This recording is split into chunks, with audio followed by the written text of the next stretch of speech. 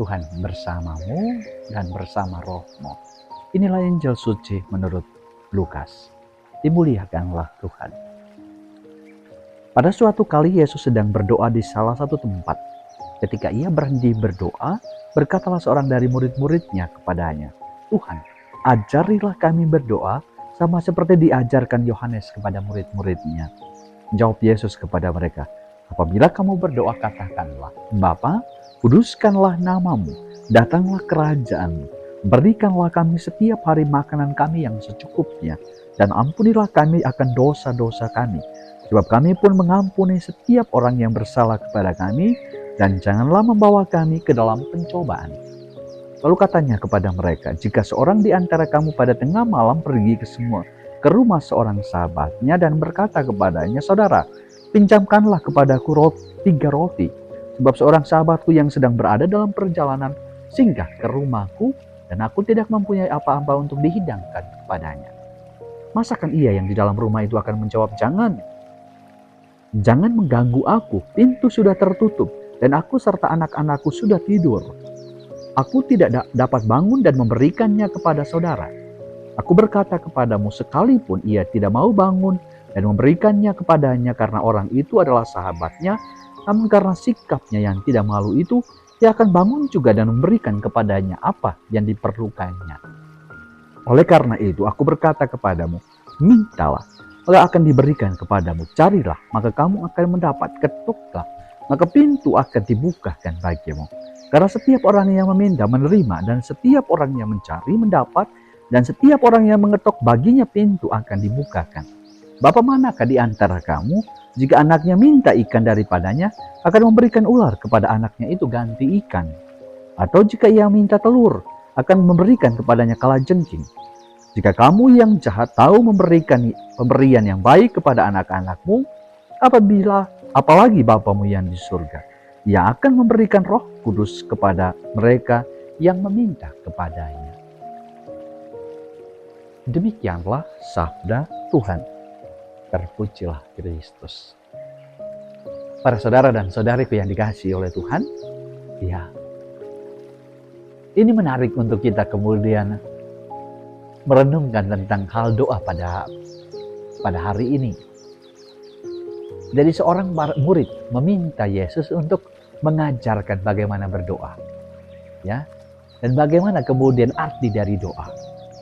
Ya, Yesus menunjukkan ya hidupnya dengan dimensi yang sangat penting, yaitu hidup doa.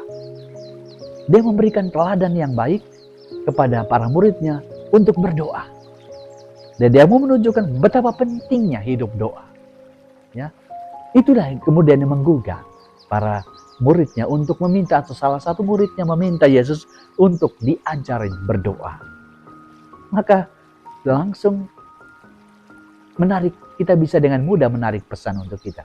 Mari sebagai orang tua, sebagai orang-orang yang guru dan sebagai apapun, kita menunjukkan teladan hidup doa kepada anak kita. Kita menunjukkan bagaimana pentingnya hidup doa dengan memelihara dengan baik hidup doa kita. Dan itu menjadi sangat penting. Ya, kita mengajarkan kepada anak bukan dengan mulut, tetapi dengan hidup. Dan Yesus sendiri mengajarkan kepada para muridnya dengan hidupnya. Bagaimana kemudian dia memberi tempat yang penting untuk dimensi doa dalam hidupnya. Maka mari kita dalam hidup memberikan teladan doa kepada anak-anak kita, kepada anak-anak murid kita, kepada bawahan kita, kepada sesama kita. Kesaksian untuk pentingnya bagaimana menumbuhkan hidup doa. Lalu yang kedua, yang kemudian Tuhan juga mengajarkan doa Bapa kami kepada para muridnya. Ya, dengan kemudian bagaimana dia menunjukkan dimensi-dimensi, isi-isi penting bagaimana ketika kita berdoa. Ya, bagaimana kemudian kita pertama-tama memuliakan Tuhan. Memberi tempat pertama-tama ketika kita berdoa adalah memberi tempat, menyadari bahwa Tuhan itu maha mulia dan maha kudus. Dan kita menyerukan, kuduslah Tuhan. Ya, Bapa kami yang ada di surga, dimuliakanlah namamu. Ini menjadi hal penting. Jadi kita mengagungkan Tuhan. Karena hidup kita itu penuh dengan kemuliaan. Maka kemudian dimuliakan oleh Tuhan. Maka hal yang paling pertama adalah kita memuliakan Tuhan, mensyukuri, ya, memberikan bahwa menyadari bahwa Allah itu kudus. Maka itulah isi penting dari yang doa sebelum kita meminta banyak hal.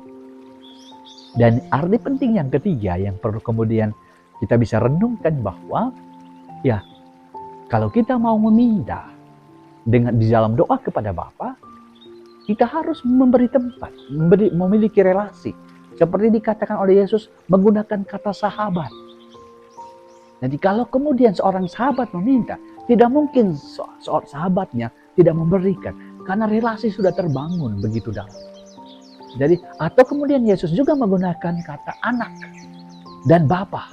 Seorang anak yang begitu dekat dengan bapaknya ketika dia meminta atau mengetuk, tidak mungkin ada ayah bapaknya tidak memberikan apa yang menjadi harapan dan permintaan kita.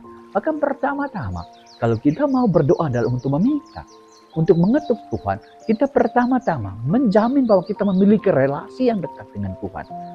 Entah sebagai sahabat, entah sebagai bapa. Dan dengan itu, Tuhan memberi jaminan kalau kita mengetuk, kalau kita mencari akan mendapat, kalau kita meminta pasti akan diberi dan seterusnya. Maka mari para saudara dalam doa, kita membangun relasi yang mendalam dengan Tuhan. Mari kita menganggap Tuhan sebagai sahabat, orang yang kemudian dekat dengan kita, sebagai Bapa kita, yang kemudian ketika anaknya meminta pasti akan memberikannya. Semoga rahmat Tuhan dalam doa-doa kita membantu kita bertumbuh menjadi seorang anak, seorang sahabat yang baik bagi Yesus, bagi Allah Bapa. Tuhan memberkati.